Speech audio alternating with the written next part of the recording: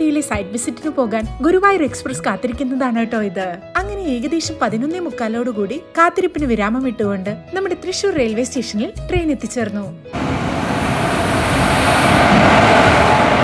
നേരെ പാതിരാത്രി ആയതുകൊണ്ട് തന്നെ ട്രെയിനിൽ കയറി സീറ്റ് കണ്ടുപിടിച്ച് നേരെ ഉറങ്ങാൻ കിടന്നു.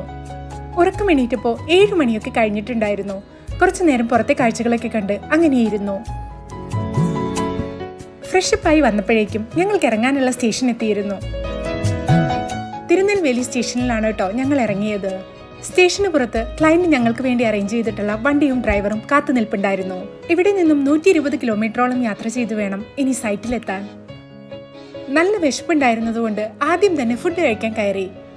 തിരുനെൽവേലിയിൽ തന്നെയുള്ള ആര്യാസ് ഹോട്ടലിൽ നിന്നും നല്ല അടിപൊളി മസാല ദോശയും ഉഴുന്നുവടയുമാണ് കഴിച്ചത്.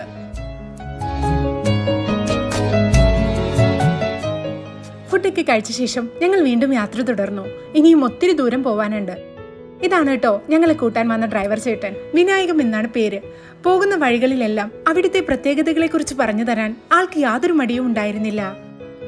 തൂത്തുക്കുടി റൂട്ടിൽ നമുക്ക് കാണാൻ കഴിയുന്ന ഒരു സ്പെഷ്യാലിറ്റിയാണ് കേട്ടോ ഇത്.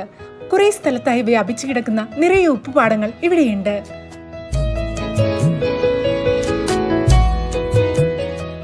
ഉപ്പുണ്ടാക്കുന്നതിനെ കുറിച്ചും ഉപ്പുപാടങ്ങളെ കുറിച്ചും വായിച്ചിട്ടുണ്ടെങ്കിലും ജീവിതത്തിൽ ആദ്യമായിട്ടാണ് കേട്ടോ ഇത് നേരിട്ട് കാണുന്നത്. യാത്രക്കിടയിൽ പിന്നീട് ഞങ്ങൾ എത്തിച്ചേർന്നത് വളരെ വ്യത്യസ്തമായ മറ്റൊരു സ്ഥലത്താണ്. നിറയെ കരിമ്പനകൾ മാത്രമുള്ള ഒരു പ്രദേശം. അതേ കരിമ്പനയുടെ ഓലകൾ കൊണ്ട് മേഞ്ഞുണ്ടാക്കിയ ചെറിയ കുടിലുകളും. വേനൽക്കാലമാണ് ഇവരുടെ സീസൺ. ഏകദേശം 3 മാസത്തോളം ഇവരിങ്ങനെ ഇവിടെ കുടില് കെട്ടി ഇവിടെ തന്നെ താമസിച്ച് കച്ചവടം ചെയ്യുമെന്നാണ് വിനായകൻ ചേട്ടൻ പറഞ്ഞത്. പുഴുങ്ങി കഴിക്കാവുന്ന പനയുടെ കിഴങ്ങും ഇവരിവിടെ വിൽക്കാൻ വെച്ചിട്ടുണ്ട്.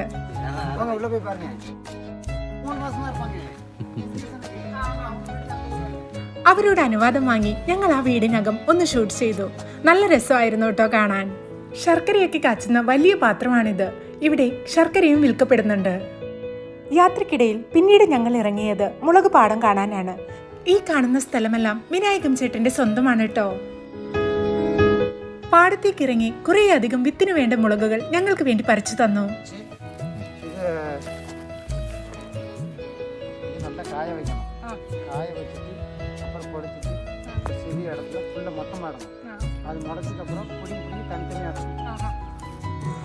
വീണ്ടും കുറച്ച് സമയത്തെ യാത്രക്കിടവിൽ ഞങ്ങൾ സൈറ്റിലെത്തി.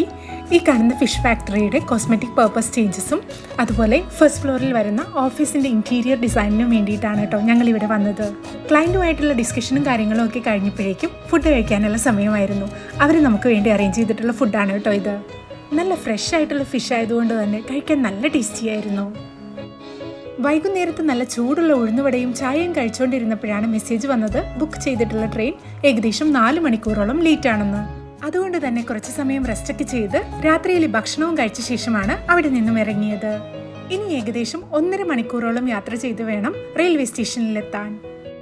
കോവിൽപ്പെട്ടി സ്റ്റേഷനിലെത്തി ഒരുപാട് സമയത്തെ കാത്തിരിപ്പിന് ശേഷമാണ് ട്രെയിൻ വന്നത്. ഏകദേശം 8 മണിക്ക് എത്തേണ്ടിയിരുന്ന ഗുരുവായൂർ എക്സ്പ്രസ് 11:30 കഴിഞ്ഞാണ് കേട്ടോ എത്തിയത്. കുറെ സമയം ഇരുന്ന് മുഷിഞ്ഞതുകൊണ്ടാവാം ട്രെയിനിൽ കയറിയ ഉടനെ വേഗം കിടന്നുറങ്ങി.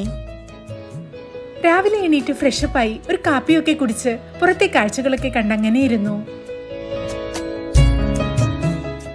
അങ്ങനെ രാവിലെ 7 മണിക്ക് തൃശ്ശൂരിൽ ഇറങ്ങേണ്ടിയിരുന്ന ഞങ്ങൾ ഉച്ചയ്ക്ക് 12 മണിയോടുകൂടിയാണ് എത്തിച്ചേർന്നത്.